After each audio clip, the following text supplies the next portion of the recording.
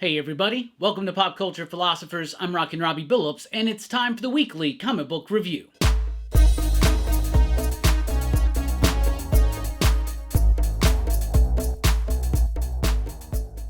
That's right everybody, thanks for checking out the video. I am Rockin' Robbie Billups. This is the weekly comic book review. It's the show where I read a lot of comic books and I'll let you know what I thought about them, and we always start with the pick of the week.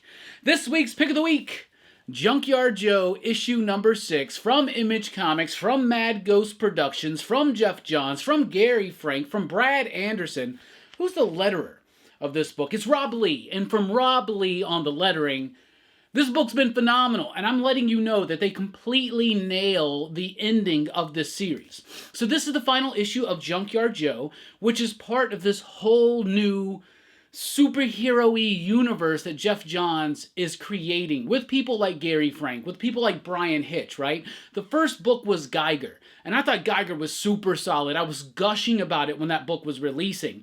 But Junkyard Joe hit another level. It hit another level of emotional resonance and nuance. It hit another level of technical skill and craft, both in writing and in the art. The entire presentation of this book has been amazing, and it's been filled with so much emotion, so much drama, but at the same time delivering everything that we want from a comic book. Intriguing characters, a captivating mystery, great dynamic artwork. This is what Geoff Johns and Gary Frank have done. They are veterans in this industry, and unlike a lot of veterans where you hit a point and you just kind of stay there, or maybe even sadly regress, Geoff Johns and Gary Frank, Anderson and Lee even, have only... Actually, I can't say that about Lee. I don't know what else Rob Lee's done. I got to look into his work. That being said, though, Anderson, Frank, and Johns, I can say assuredly, continue to elevate their craft, and they're only getting better and better. Junkyard Joe number 6 had a lot of emotional moments. It's a very satisfying ending, and it also props up the next bit of this whole Geiger Junkyard Joe universe. What do they call it? They call it something specifically. And let me see if I can find that little thing in the back. It is a timeline. Yes, it is. The Unnamed. Yes, The Unnamed. Anyway, book is awesome. Highly recommend it. Then we got Something Epic, issue number 1. It's a new one from Image by Szymon Kudranski. Now, Szymon Kudranski is a really solid artist. Recently, you can see his work on a book, A Town Called Terror, with Steve Niles, which I thought was absolutely amazing. I always love it when an artist decides to do a book completely and of themselves, right? So I applaud Kudranski for doing his own thing. And one of my favorite things about having a creator do their own project, their own book, is because it's usually a work of love, a passion project, if you will. Everything that Kudranski likes, which seems to be a lot of the stuff I like monsters, imagination, comic books, thought forms, and the collective unconscious, I don't know, all of that is here. And I really applaud him for throwing all of his passions into one book and having a book that is resoundingly so captivating and engaging to me.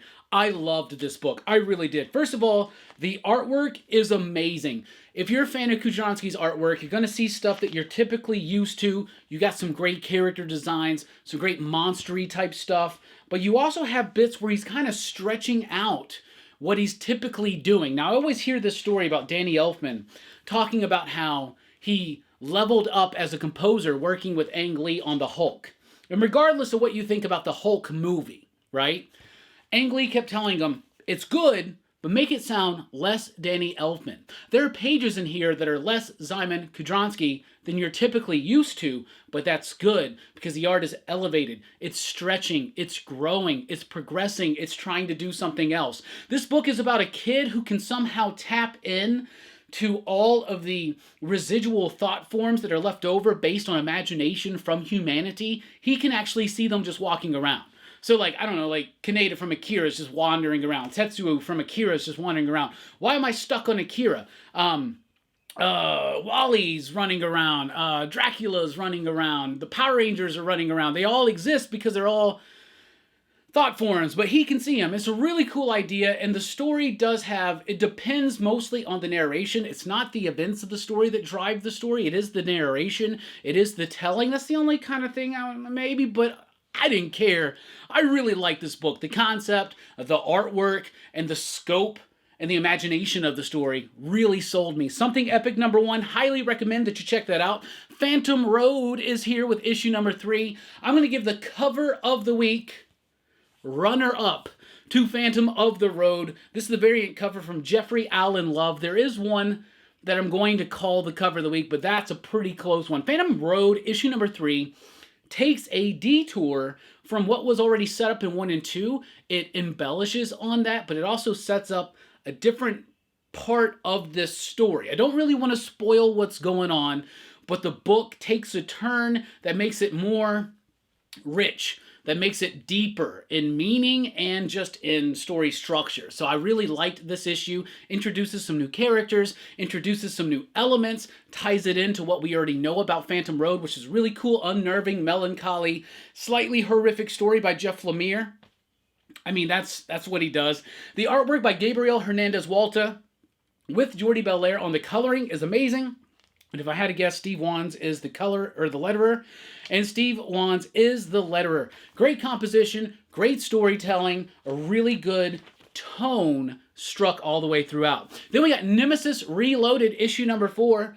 Jorge Jimenez, his artwork is so solid. It's violent, and I really want to take a moment to highlight the coloring in this book. The coloring in this book has been done by Giovanna Neru.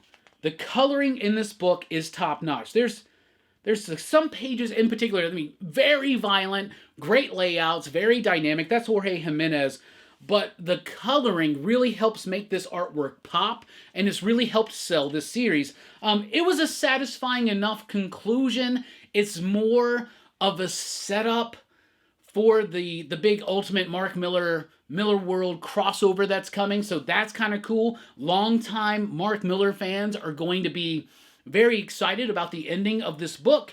I thought it was cool. I thought it was decent, but ultimately it has some great artwork. It had a decent enough story, but it never really completely brought me in and hooked me to the book. Then we got The Ambassadors, issue #4. This is also from Mark Millar.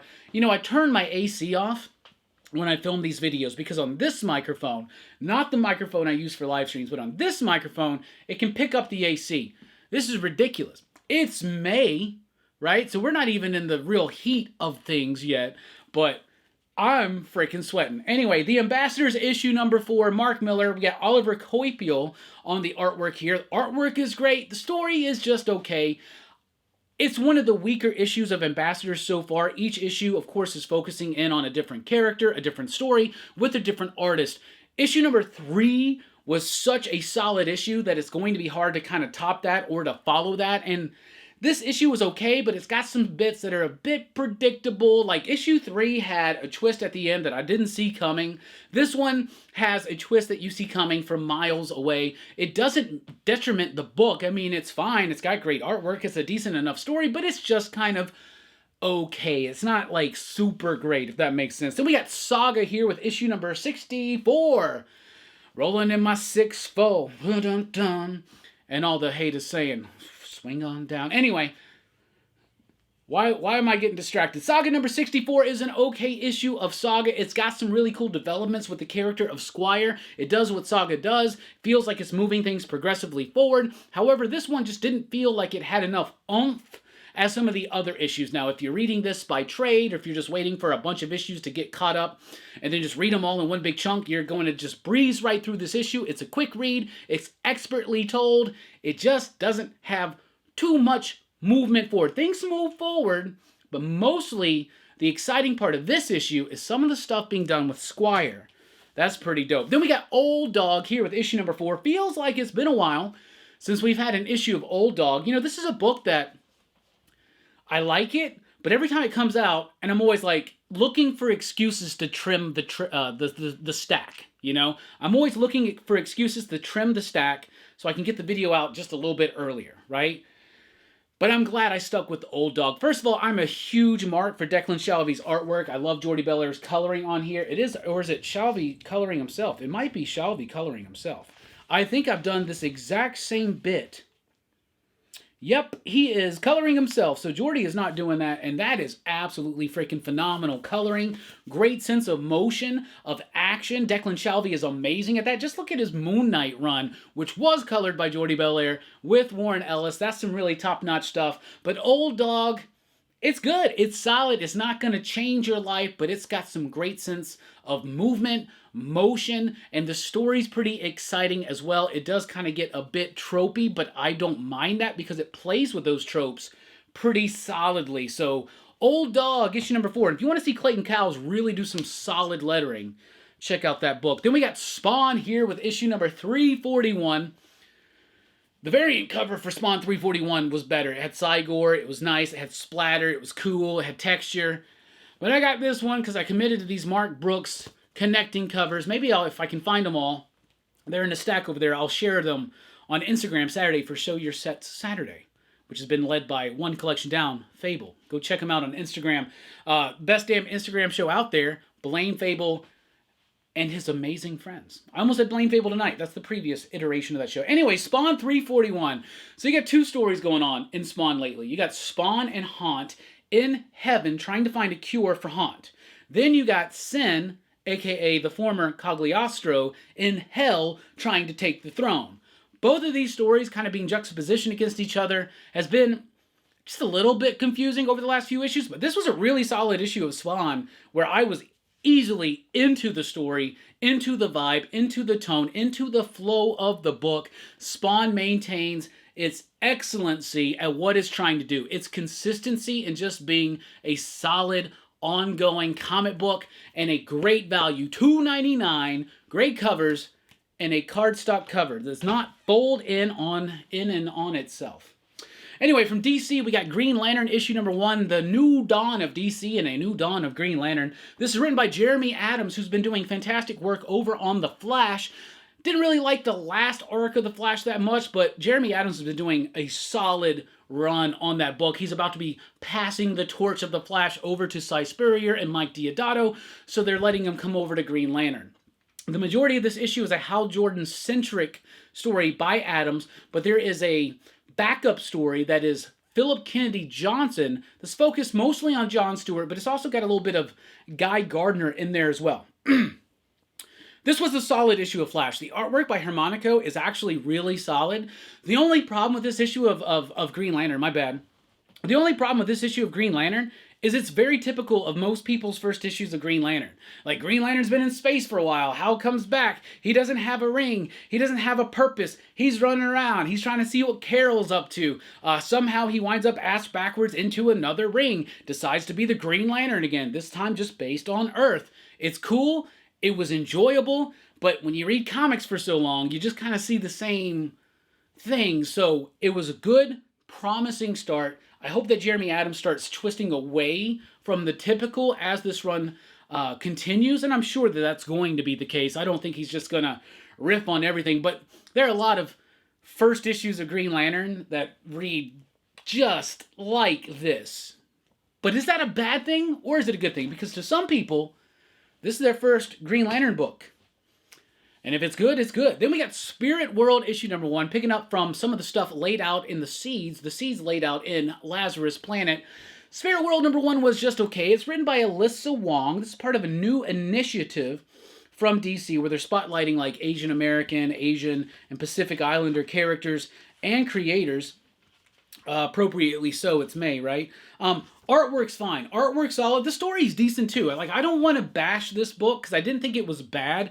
It relied very heavily on your knowledge of what happened in the Lazarus Planet. Now, if you didn't read that, DC just put out this like freebie comic that takes the Vigil and City Boy and Spirit World and all their setups and Lazarus Planet one-shots, and it kind of puts them all together in one convenient package for free. So if you can't find that at your shop, just let me know. I will send you one if you pay shipping. But Spirit World was just okay. It relies too much on you having read something before. It doesn't really sell me on as a number 1 issue.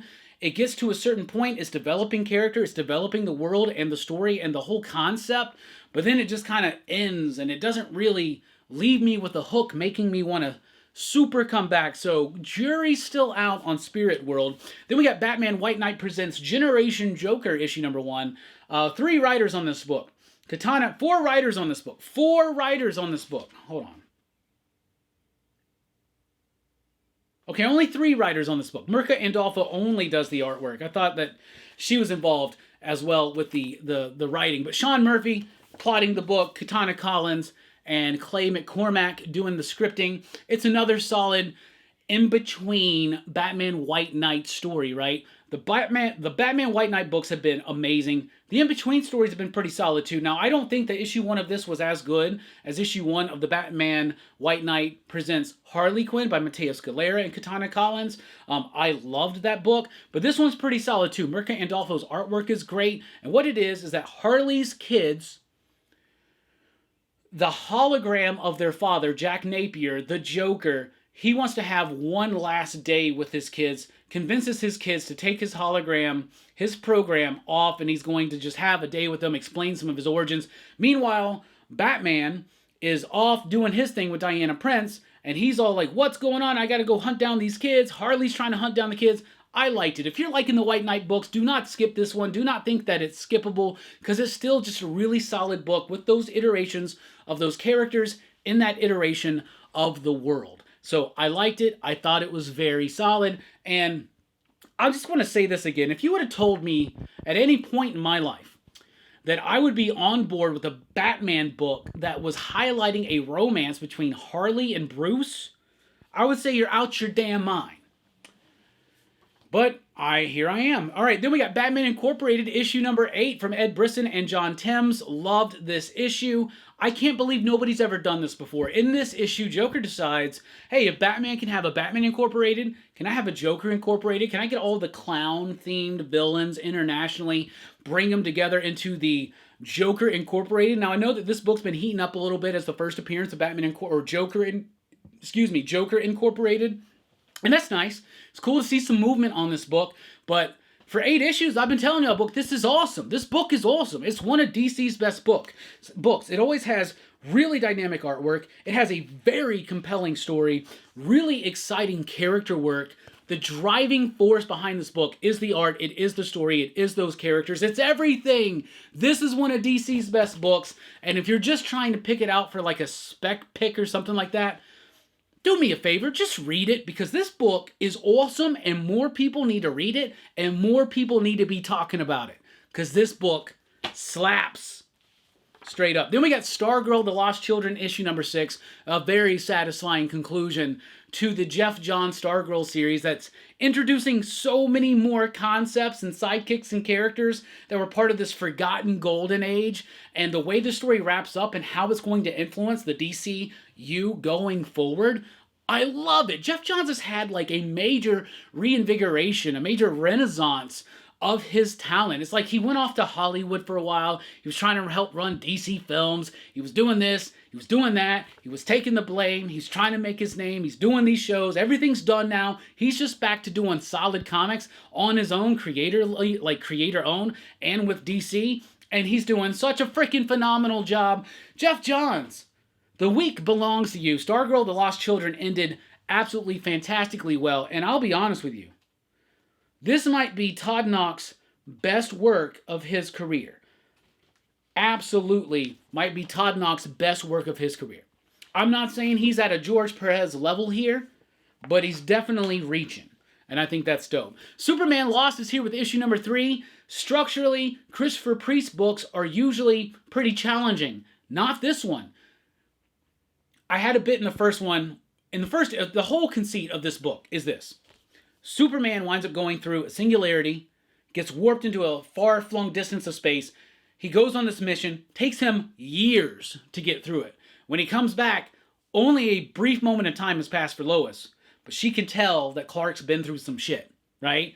And she's upset about it, and this is the story of Clark's journey when he was out there in the cosmos, lost.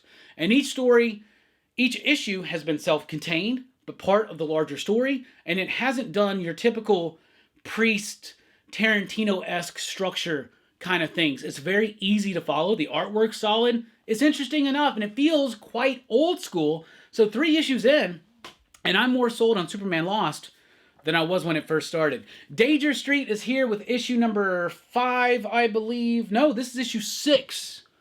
Issue 6. I thought it was issue 5 because there's no way that 6 issues into this 12-issue series, we should have only progressed the story this far. I'm just going to say, this book is losing me, and it's losing me quick. I wasn't completely sold on issue 1, but 2 and 3 kind of pulled me in. 4 and 5, maybe 6, just my problem with some of Tom King's work, and not all of it, because I love Human Target. Like, that's a recent piece from Tom King that I absolutely adore. Artwork's fine in here. Jorge Fornes, great artwork. But the problem is, it's a very simple story that's being dragged out through pretension.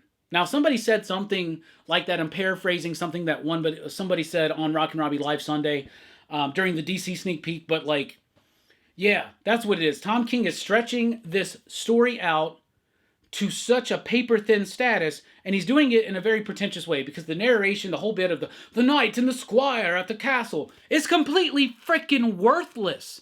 What's the point of that? That being said, this is the cover of the week. Why? Because I like Serial, and I like Darkseid, so I'm going to give that the cover of the week. Then we got Wildcats issue number 7. It's lost me. I love Wildcats. I've read some really bad Wildcats books. Trust me, Wildcats did not start out life-changing. Took a while for Alan Moore to come in. Took a while for Joe Casey to come in. Took a while for Warren Ellis to come in and do some stuff with this team. Man, could you imagine we would have got that Ramon Villalobos and Warren Ellis Wildcats book? I'd like to say this book is too firmly cemented into the DC universe, but even in an issue like this where they don't really focus too much on that, it is focused too much into the multiverse. Just give me a good solid Wildcats book. I don't need all the mystery. Like, I'm down with some mystery, but I don't need all, like, what is the purpose of the book? How does it fit in? What's going on? I don't know. There is something about this book that is so disconnected to me from the actual concept of Wildcats. And I like Matthew Rosenberg. I think he's a very talented writer. And I want to wait this out because as of me speaking, I own pretty much every issue of every major Wildcat. Okay, I don't own every issue. I own all of... Okay, let me be honest. I'm going to be honest. I was about to lie. I was about to lie to you for some reason. But I caught myself. I own almost every issue of Volume 1. I own every issue of Volume 2 and every issue of Volume 3.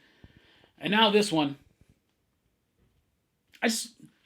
Can we step this up just a little bit? Then we got Sandman Universe, Nightmare Country, The Glass House, issue number 2.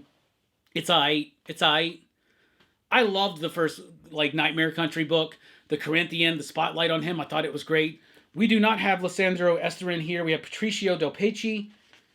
It's okay. The artwork's fine. The story's fine. It's okay. But I am getting lost in it. I just don't feel as interested as I was even in issue 1 of this, to be honest with you. So there's some interesting concepts. But this is something that's kind of being stretched out a little bit too. So I don't know. I would have rather this just had been a 6-issue series that took care of its business and then moved on. So I don't know what's going on with this, but it wasn't bad. So I mean, I might keep reading it. Let's jump over to Marvel. And from Marvel, we have Extreme Venomverse number 1 with a whole bunch of different creators doing their thing. So this is the summer of the symbiotes. We're officially in it, even though summer doesn't officially start for another month and a couple of weeks or whatever, and that's fine, that's cool, whatever. We got Venomverse, and Venomverse is just like Spider-Verse, which means it's just a cash grab. It's just like, what if there were other versions of Venom? What if we... Okay, let me take my cynicism out of this. Okay. This book has a lot of first appearances of new iterations of Venom across the DC, across the Marvel Universe, and it's okay. I guess. It's kind of boring. I didn't really get into it. I don't like the Spider-Verse stuff.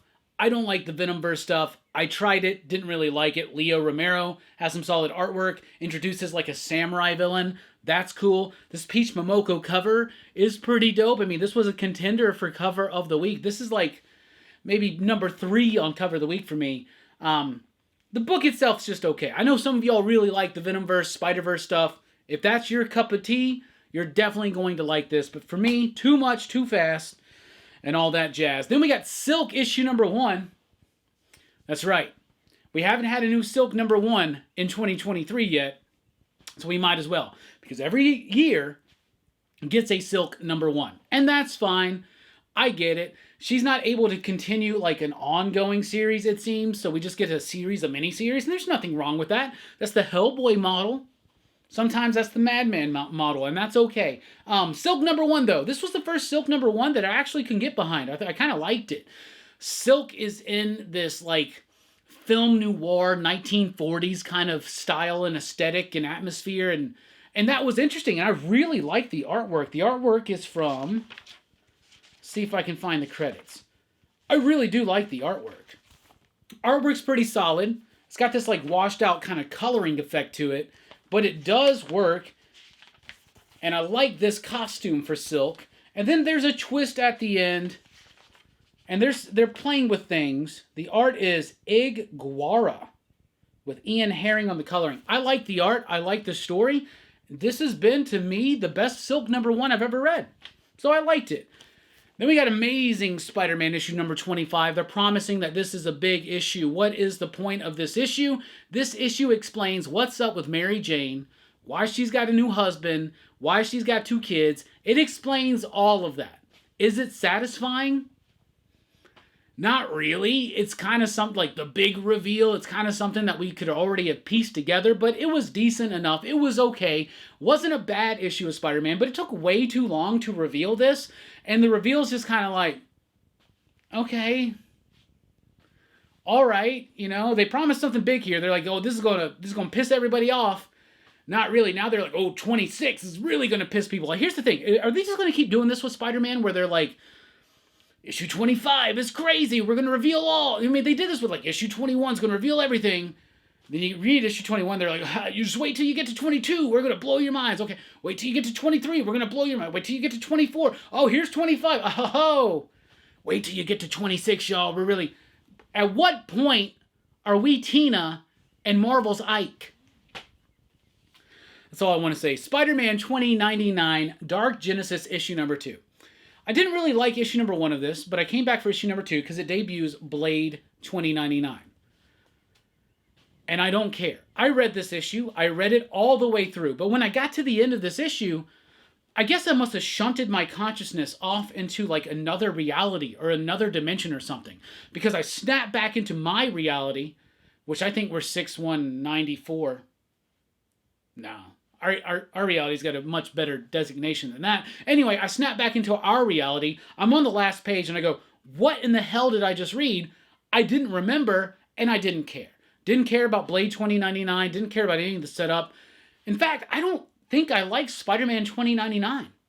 Honestly, I've never liked Spider-Man 2099. Except for an issue of What The, where they introduced Spider-Ham 2099 or 2099.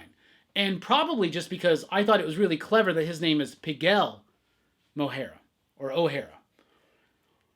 Yeah, I don't think I like this. I'm not going to keep reading it. Then we got Daredevil issue #11. It's a pretty decent enough issue of Daredevil. A lot of crazy things have happened recently in the pages of Daredevil. This is a little bit more of a step back issue for a moment, because it deceives the hell out of you. Because at the moment you're like, this is going to be one of those issues where Matt's whining about all the bad stuff that just happened to him, and then we'll pick up the pieces, we'll move on. No.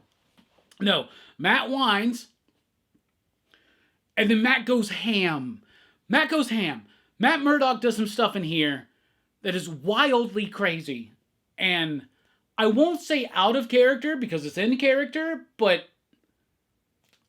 man, Chip, you getting bold here towards the end of your Daredevil run, right? From Boom Studios, we have a new one, Ghostlore. This is written by Cullen Bunn with artwork by Leo Max. The artwork in this book is absolutely freaking phenomenal. It's about this dude and his family. This dude's a preacher. He's got a wife. He's got 2 kids. His son seems troubled, not really talking much. There's something that's been bothering him. His daughter's 2 years away from 18, very excited just to get out of this small town, away from his family. They wind up in a car accident, and there's a supernatural twist that happens at that point. There is a bit in here as well where the art changes because there's a flashback sequence. The art change was alright. It was jarring because the Leo Max artwork was so freaking solid in this book. And I gotta find a page that's not very spoilery, But I love the coloring, I love the artwork, but the story didn't completely grab me. It's all right. Cullen Bunn is a prolific writer, but that also means that not everything is going to hit quite the same. So I thought Ghostlore was just okay. Then we got The Nasty, issue number 2. This is from our buddy John Lees and George Kambadias and Adam Cahoon.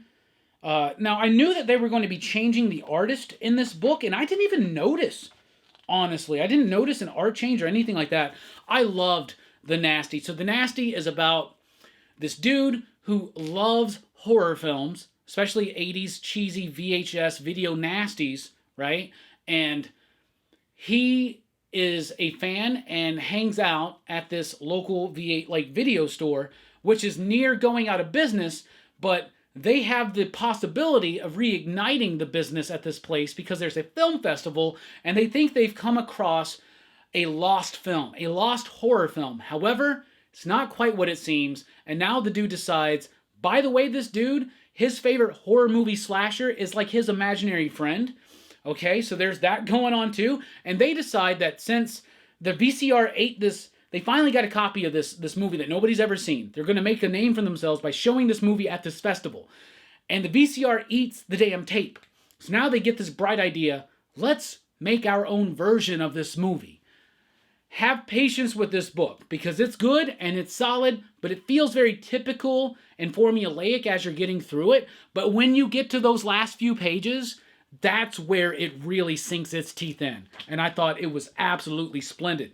Second Coming Trinity, issue number 2. Issue number 1 made the pick of the week. I love Second Coming. It's taking the story of God sending Jesus down to a Superman-type character to learn how to be a sun god, Messiah-type character.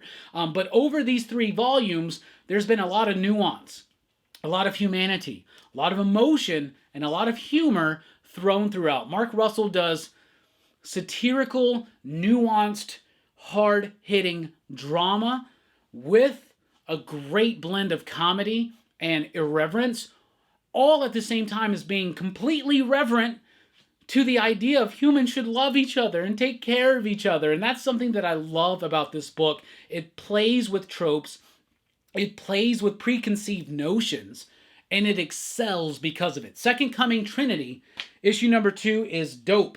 Then we got King Kong, The Great War, issue number 1. This is from Dynamite Comics. They got a new King Kong book out here, and it's all right. There's very little King Kong in this first issue, but it is a decent enough setup. The book was not boring. It had decent enough artwork. I wish the artwork was just a bit more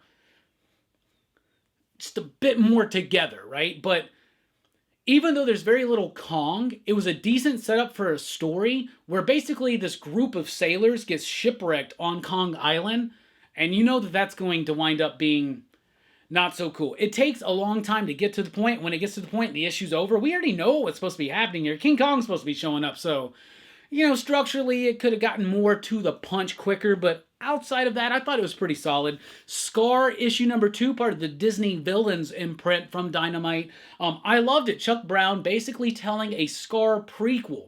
After Simba is born, what happens to Scar? This is a prequel, right? It doesn't necessarily show everything about how he got the scar and stuff like that. I'm sure maybe we're going to get that. But it's like, this issue is focusing on things like, what do the other people in the kingdom think about Scar? Especially now that Simba's been born, there's a new heir to the throne.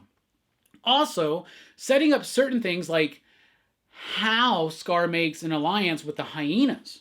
And I think that's really solid. So Scar number 2, I thought was dope. Clear, issue number 3.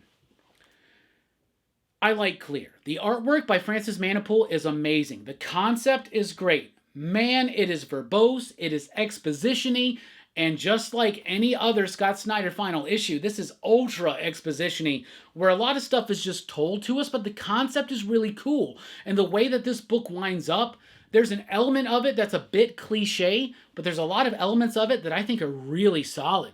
And I think I would really like to sit down and just read all of this without trying to get through a stack of comics. Just sit down for an afternoon and read all 3 issues, or all 6, because each issue is double-sized.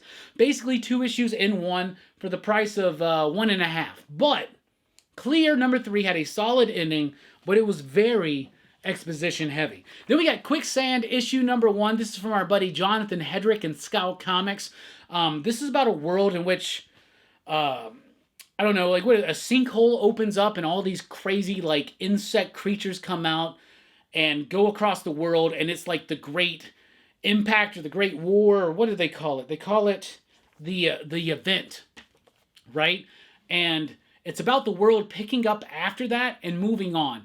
It was good, it was easy, it was breezy. The artwork was just okay, but the story was there, the characterization was there, the concept is pretty solid too. I'd like to see where this book is going to go and how it's going to develop. And there were elements, mostly because of the design of the creatures, that gave me Starship Trooper vibes. Speaking of Jonathan Hedrick, it's the final issue of Dream Master, issue number 5, a very satisfying conclusion to the best Black Box Comics I've ever read.